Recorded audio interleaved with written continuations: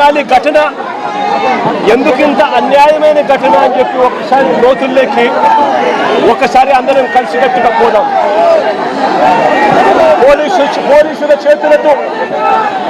పోలీసుల చేతిలో దెబ్బలు తిన్నవారు రాకేష్ అనే పిల్లాడు, డోమా రాకేష్ అనే పిల్లాడు, ఇంకొక పిల్లోడు షేబ్రోలు జాన్ విక్టర్ అనే పిల్లోడు, ఇంకొక పిల్లోడు కరీముల్లా అని.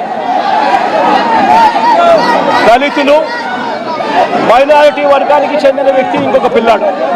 అంటే అణగారిన వర్గాలు, అంటే సామాజికంగా ఆర్థికంగా వెనకబడిన వర్గాలు.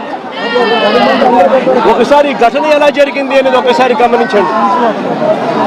రాకేష్ అనే పిల్లోడు అసలు తెనాలిలో కూడా ఇక్కడ ఉండడు. తాను జొమాటో అనే కంపెనీలో ఉద్యోగస్తుడు.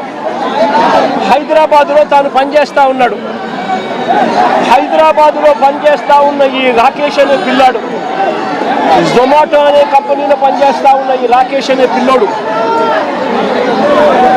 తనకు ఏదో పాత కేసుకు సంబంధించి, వీళ్ళంతా యంగ్స్టర్స్, చిన్ననాటి సమయంలో వీళ్ళకి ఏదో పాత గొడవలు పాత ఏదో గొడవల నేపథ్యంలో ఉన్న కేసుల మధ్య ఈ పిల్లాడికి సంబంధించిన ఒక పాత కేసులో వాయిదా కోసం మాత్రమే ఈ పిల్లాడు తెనాలికి వచ్చినాడు. కానీ ఈ పిల్లోడు ఇక్కడ పనిచేయడంలా, ఈ పిల్లోడు ఇక్కడ ఉండడంలా, హైదరాబాద్లో పనిచేస్తూ ఉన్నాడు జొమాటో అనే కంపెనీలో. ఈ పిల్లాడిని చూడడానికి ఈ పిల్లాడి ఫ్రెండ్స్ వచ్చారు. ఈ పిల్లాడు కూడా పాలిటెక్నిక్ మెకానికల్ చదివిన పిల్లాడు. ఈ పిల్లాడిని చూడడానికి ఈ పిల్లాడి ఫ్రెండ్స్ మంగళగిరి నుంచి వచ్చినారు. వాళ్ళు కూడా ఇక్కడ ఉండరు. మంగళగిరి నుంచి వచ్చిన పిల్లాడు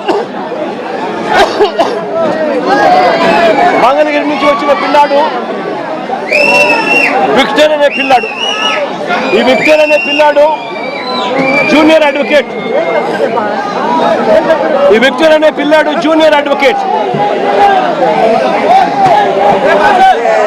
ఈ జాన్ విక్టర్ అనే పిల్లాడు జూనియర్ అడ్వకేట్. ఈ పిల్లాడు బార్ కౌన్సిల్లో రిజిస్టర్ అయిన సర్టిఫికేట్.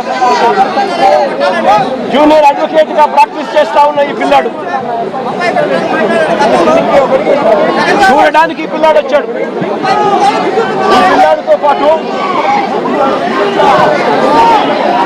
ఈ పిల్లాడితో పాటు మంగళగిరి నుంచి కరీముల్లా అనే పిల్లాడు, ఇంకొక యంగ్స్టర్, 21 సంవత్సరాల ఆ పిల్లాడికి. ఇంకొక యంగ్స్టర్ అక్కడ తాను కూడా తెనాల్లో ఉండడు, తాను కూడా మంగళగిరిలో ఉంటాడు.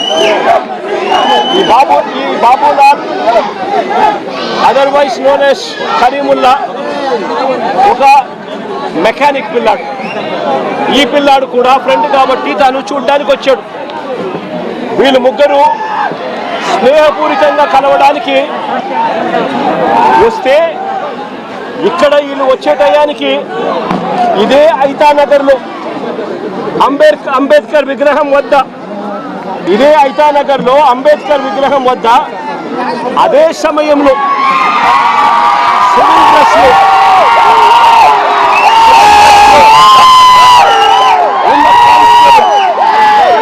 తాను కానిస్టేబుల్ అనే సంగతి కూడా ఎవరికి తెలియదు.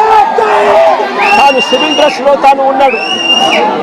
ఆ కానిస్టేబుల్ ఎవరితోనో గొడవ పడతా ఉన్నాడు. వీళ్ళ ఏరియాకి వచ్చి అంబేద్కర్ స్టాచ్యూ దగ్గర ఎవరో ముఖం తెలియని వ్యక్తి సివిల్ డ్రెస్ లో ఎవరితోనో గొడవ పడతా ఉంటే వీళ్ళు గొడవలో ఇన్వాల్వ్ అయ్యి ఆపడానికి ప్రయత్నం చేశారు. ఎందుకు మా ఏరియాకి వచ్చి ఇక్కడ గొడవ పడతా ఉన్నావు అని చెప్పి అడిగినారు. అంతే, అది వీళ్ళు చేసిన తప్పు. జాన్ విక్టర్కి సంబంధించిన బైక్ కీసు లాక్కునే కార్యక్రమం చేసాడు ఆ కానిస్టేబుల్, ఆ సివిల్ డ్రెస్ లో ఉన్న కానిస్టేబుల్ అని కూడా ఎవరికి తెలియదు. జాన్ విక్టర్కి సంబంధించిన ఫోను లాక్కునే కార్యక్రమం చేశాడు. ఎందుకు తీసుకుంటున్నాడు అని చెప్పి వీళ్ళు బైక్ కీసు వారికి సంబంధించిన ఫోను వాళ్ళు వెనక్కి తీసుకున్నారు. అందరితో ఆగిపోయింది. ఎవరు దారి కొద్ది వాళ్ళు వెళ్ళిపోయారు. జాన్ విక్టర్ మళ్ళీ మంగళగిరి వెళ్ళిపోయాడు బాబులాల్తో అదే మన కరీముల్లాతో పాటు కలిసి. అదే మాదిరిగానే రాకేష్ తన ఇంటికి వెళ్ళిపోయాడు.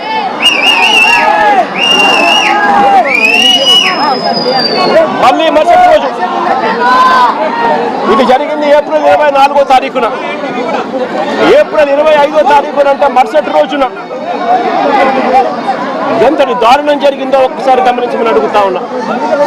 మరుసటి రోజున 25వ తారీఖున ఇదే కానిస్టేబుల్ ఈయనతో పాటు మరికొందరు పోలీసులు ఏకంగా మంగళగిరికి వెళ్ళారు. మంగళగిరికి వెళ్ళి విక్టర్ను అంటే జూనియర్ అడ్వకేట్ను, అదే మాదిరిగా కరీముల్లాను, వీళ్ళిద్దరిని కొట్టుకుంటూ తీసుకొచ్చారు. వెహికల్లో కొట్టుకుంటూ తీసుకొచ్చి ఆ రోజు రాత్రి తెనాలి టూ టౌన్ పోలీస్ స్టేషన్లో రాత్రి అంతా కూడా వీళ్ళను కొట్టారు. అంటే 25వ తారీఖున రాత్రి అంతా కూడా వీళ్ళని కొట్టారు. కొట్టిన తర్వాత ఏప్రిల్ 26వ తారీఖున అంటే మరుసటి రోజు 24న ఘటన జరిగింది. 25న తీసుకొచ్చారు. 25న స్టేషన్లో వేసి కొట్టారు. 26వ తారీఖున స్టేషన్కు దగ్గరలోనే ఉన్న ఐజానగర్ రోడ్డు మీదకు తీసుకెళ్ళి రోడ్డు మీద మళ్ళీ కొట్టారు. రోడ్డు మీద ఈ పిల్లల్ని మళ్ళీ తీసుకొని పోయి షేమింగ్ చేస్తూ అంటే వీళ్ళ పరువు ప్రతిష్టలతో ఆడుకుంటూ వీళ్ళను రోడ్డు మీదకి తీసుకొని వచ్చి కొట్టడం జరిగింది. ఇదే ఘటన తెనాలి టూ టౌన్ సిఐతో పాటు పక్కనే ఉన్న మరో పోలీస్ స్టేషన్ సిఐ కూడా వీళ్ళను కొట్టిన వారిలో వీళ్ళిద్దరూ ఉన్నారు. దీనికి సంబంధించి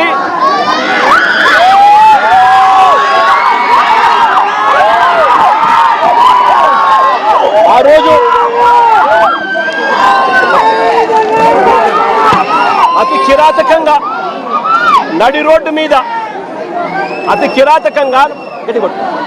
కిరాతకంగా నడి రోడ్డు మీద వీళ్ళ పరువు ప్రతిష్టలు తీస్తూ నడి రోడ్డు మీద అతి కిరాతకంగా పోలీసులు కొట్టిన తీరు ఇది.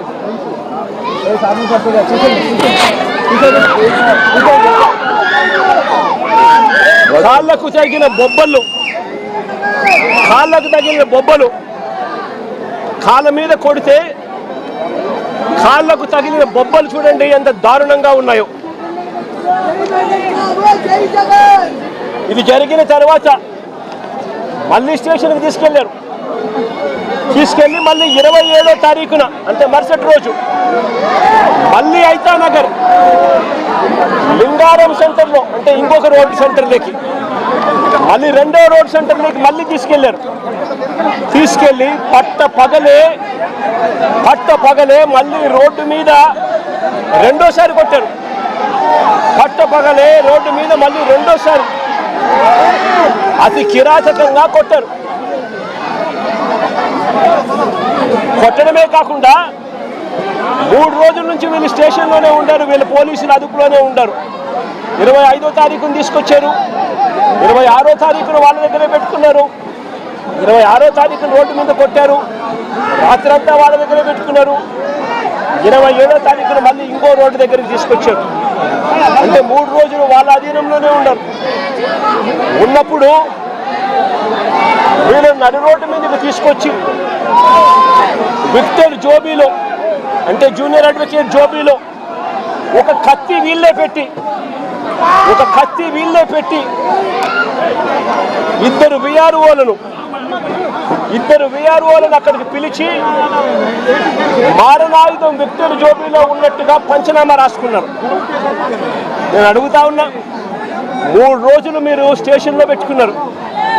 25, 26 మీ దగ్గరే పెట్టుకున్న వ్యక్తిని 27వ తారీఖున రోడ్డు మీదకి మళ్ళీ 2వ సెంటర్లో తీసుకొని వచ్చి అక్కడ విక్టర్ జోబీలో కత్తి ఉంది అని చెప్పి విఆర్ఓలను అక్కడికి పిలిపించి విక్టర్ జోబీలో నుంచి కత్తి తీయించి విక్టర్ దగ్గర మారునాయుధం ఉందని పంచనామా రాయించారు. మరుసటి రోజు అంటే అక్కడ కూడా కొట్టడం జరిగింది. ఆ తర్వాత మరుసటి రోజు అంటే ఏప్రిల్ 28వ తారీఖున కోర్టులో హాజరుపరిచారు. కోర్టులో వీళ్ళు హాజరుపరచడానికి మునుపు వీళ్ళు డాక్టర్ దగ్గరికి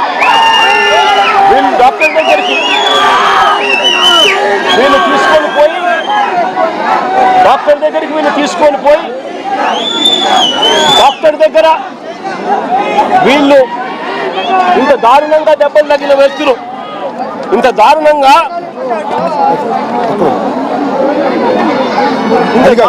కొడితే దారుణంగా దెబ్బతింటే డాక్టర్ దగ్గర ఎలాంటి దెబ్బలు తగలలేదు అని చెప్పి డాక్టర్ దగ్గర వీళ్ళు సర్టిఫికెట్లు తీసుకుంటారు. తీసుకొని వీళ్ళు 28వ తారీఖున కోర్టులో హాజరుపరుస్తారు. నేను అడుగుతా ఉన్నా, పోలీసులు కొట్టారని గాయాలు ఉన్నాయని జడ్జి గారికి చెబితే మళ్ళీ ఎస్పీ ఆఫీసుకు తీసుకెళ్ళి కరెంటు షాక్ ఇస్తామని చెప్పి కూడా పోలీసులు బెదిరించారు. నేను అడుగుతా ఉన్నా, ఏ సమాజంలో మనం ఉన్నాము అని చెప్పి. ఏప్రిల్ 24వ తారీఖున తనపై హత్యాయత్నం చేశారని కానిస్టేబుల్ మరుసటి రోజు ఉదయం 10 గంటల వరకు ఎందుకు ఆగారు అని అడుగుతా ఉన్నా. పోలీసులు చెప్పే మాటలు వాస్తవమే అయితే 24వ తారీఖున ఘటన జరిగితే మరుసటి రోజు 25వ తారీఖున పొద్దున 10 గంటల దాకా తనపై హత్యాయత్నం చేయడానికి ప్రయత్నం జరిగింది అని పోలీస్ కానిస్టేబుల్ ఎందుకు మరుసటి రోజు ఉదయం వరకు ఎందుకు ఆగారు, ఎందుకు చెప్పలేదు అని అడుగుతా ఉన్నా.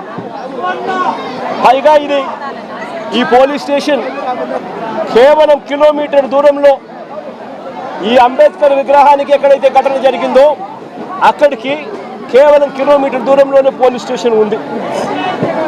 నేను అడుగుతా ఉన్నా, అసలు సివిల్ డ్రెస్లో ఆ ముగ్గురు దగ్గర సివిల్ డ్రెస్లో కానిస్టేబుల్ ఈ అంబేద్కర్ విగ్రహం దగ్గరికి ఎందుకు వచ్చాడు అడుగుతా ఉన్నా. Logical question.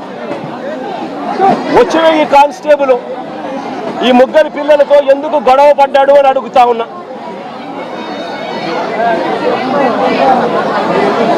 ఏప్రిల్ 25వ తారీఖున ఉదయం వీరిని అదుపులోకి తీసుకున్న పోలీసులు ఏప్రిల్ 25వ తారీఖున మంగళగిరికి వెళ్ళి వీళ్ళని అదుపులోకి తీసుకున్న పోలీసులు ఎందుకు 24 గంటల్లో కోర్టుకు హాజరుపరచలేదని అడుగుతా ఉన్నా. ఎవరినైనా అరెస్ట్ చేస్తే 24 గంటల్లో కోర్టు ముందర హాజరుపరచాలి అని చట్టం చెప్తా ఉన్నప్పుడు ఎందుకు 24 గంటల్లో హాజరుపరచలేదు అని చెప్పి ఇదే పోలీసులను గట్టిగా నిలదీస్తూ అడుగుతా ఉన్నా. ఇది చట్టాన్ని ఉల్లంఘించినట్టు కాదా అని అడుగుతా ఉన్నా. ఈ కేసు టూ టౌన్ పోలీసులు హ్యాండిల్ చేస్తా ఉన్నప్పుడు ఈ కేసును టూ టౌన్ పోలీసులు హ్యాండిల్ చేస్తా ఉన్నప్పుడు పక్క స్టేషన్లో ఉన్న ఇంకో సిఐకి ఈ కేసుతో ఏం సంబంధం అని అడుగుతా ఉన్నా. ఎందుకు పక్క స్టేషన్లో ఉన్న ఇంకో సిఐ కూడా ఇలా వచ్చి కొట్టే కార్యక్రమంలో ఎందుకు పాలు పంచుకున్నాడు అని అడుగుతా ఉన్నా. అతను కూడా వీరిని దారుణంగా కొట్టే పనిలో ఎందుకు దిగాడు అని అడుగుతా ఉన్నా. కోర్టు కన్నా ముందు, కోర్టుకు ప్రవేశపెట్టే ముందు వీరిని హాస్పిటల్కు ఎందుకు తీసుకెళ్లారు అని అడుగుతా ఉన్నా. కోర్టుకు ప్రవేశపెట్టే ముందు వీరిని హాస్పిటల్కు ఎందుకు తీసుకొని పోవాల్సి వచ్చింది అని అడుగుతా ఉన్నా. కోర్టుకు హాజరు పరిచే ముందు ప్రభుత్వ హాస్పిటల్కు ఈ ముగ్గురిని తీసుకెళ్ళినప్పుడు తనను పోలీసులు కొట్టారని, గాయాలు కూడా ఉన్నాయని వీళ్ళు పదే పదే ఆ గాయాలను చూపుతూ డాక్టర్లను అడిగితే అక్కడి డాక్టర్లు ఎందుకు నోట్ చేయలేదు అని అడుగుతా ఉన్నా. ఇంతటి దారుణంగా కొట్టినప్పటికీ, ఇంతటి దారుణంగా గాయాలు కనిపిస్తూ ఉన్నప్పటికీ ఎందుకు డాక్టర్లు దాన్ని నోట్ చేయలేదు అని అడుగుతా ఉన్నా. అంటే కేవలం మెడికో లీగల్ కేసు అవుతుంది అని, కేవలం మెడికో లీగల్ కేసు అవుతుంది అని, మెడికో లీగల్ కేసు కాకుండా పోలీసులు డాక్టర్ని కూడా ఈధర్ బెదిరించాలి, లేదా డాక్టర్ కూడా ప్రలోభాలకు లోనయ్యన్నా ఉండాలి. ఏప్రిల్ 26వ తారీఖున నడి రోడ్డుపై ఈ ముగ్గురిని వీళ్ళు ఇలా కొడుతూ ఉంటే నెల రోజుల తర్వాత ఈ వీడియో బయటకు వచ్చింది. రికార్డు చేసింది కూడా పోలీసులే. ఈ వీడియో రికార్డు చేసింది కూడా పోలీసులే. పోలీసులకు జరుగుతూ ఉన్న అన్యాయాల మధ్య పోలీసుల్లో కూడా కొంతమంది జరుగుతూ ఉన్న అన్యాయాన్ని జీర్ణించుకునే పరిస్థితి లేక పోలీసులు కూడా, మంచివారైన పోలీసులు ఈ వీడియోను విడుదల చేయడం జరిగింది. నేను అడుగుతా ఉన్నా, ఇంత జరిగినా కూడా ఒకవైపున చట్టాన్ని ఉల్లంఘించింది పోలీసులే, ఒకవైపున చట్టాన్ని అపహాస్యం చేసింది పోలీసులే, మరోవైపున పోలీసులే వీరిని అబాసుపాలు చేస్తూ వీరి కుటుంబ గౌరవాన్ని మంటకలు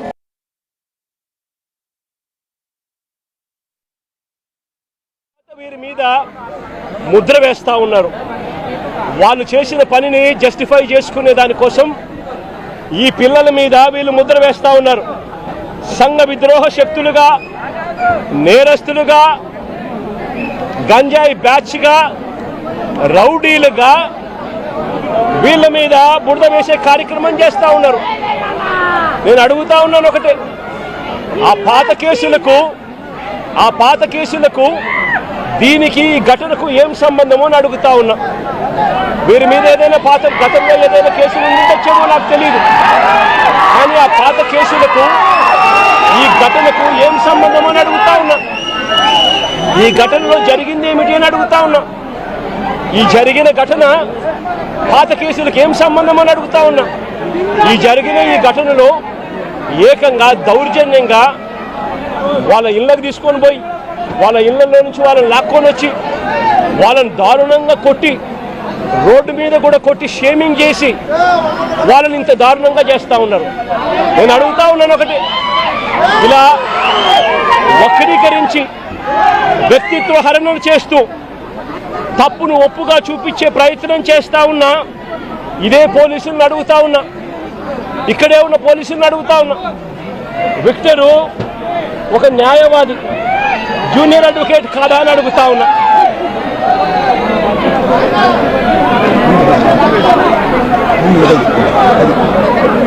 జూనియర్ అడ్వకేట్ కాదా అని అడుగుతా ఉన్నా. ఈ విక్టర్ అనే పిల్లాడు జూనియర్ అడ్వకేట్ కాదా అని అడుగుతా ఉన్నా. ఈ పాప విక్టర్ చెల్లెలు, రాకేష్ చెల్లెలు, ఈ పాప ఇంజనీర్.